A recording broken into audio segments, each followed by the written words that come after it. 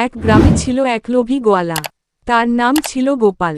গোপালের অনেক গরু ছিল, আর সে প্রতিদিন গ্রামের মানুষের কাছে দুধ বিক্রি করত। প্রথম দিকে সে সৎভাবেই ব্যবসা করত, তাই সবাই তাকে বিশ্বাস করত। কিন্তু ধীরে ধীরে তার মনে লোভ জন্ম নিল। একদিন সে ভাবল, যদি দুধের সাথে একটু পানি মিশিয়ে দিই, তাহলে বেশি লাভ হবে। সেই ভাবনা থেকেই সে প্রতিদিন দুধে পানি মেশাতে শুরু করল। প্রথমে কেউ বুঝতে পারল না। গোপাল বেশি টাকা উপার্জন করতে লাগল এবং সে খুব খুশি হল। লোভ বাড়তে বাড়তে সে একসময় অর্ধেক দুধ আর অর্ধেক পানি বিক্রি করতে শুরু করল। গ্রামের লোকেরা ধীরে ধীরে বুঝতে পারল যে দুধের স্বাদ আগের মতো নেই। তারা সন্দেহ করতে লাগল, কিন্তু গোপাল সব সময় অস্বীকার করত। একদিন গোপাল অনেক টাকা জমিয়ে শহরে যাওয়ার সিদ্ধান্ত নিল।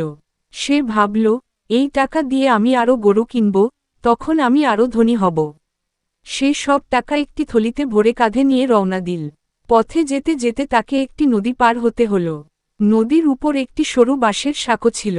গোপাল সাবধানে হাঁটতে লাগল, কিন্তু মাঝপথে এসে সে নিচে পানিতে নিজের প্রতিবিম্ব দেখতে পেল।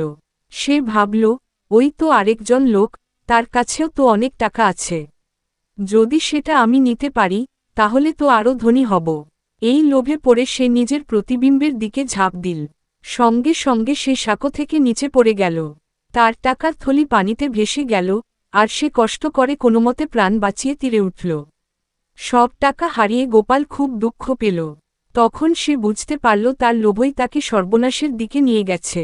সে প্রতিজ্ঞা করল, আর কখনো অসৎ পথে টাকা উপার্জন করবে না।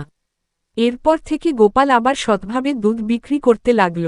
ধীরে ধীরে গ্রামের মানুষ তার ওপর আবার বিশ্বাস করতে শুরু করল।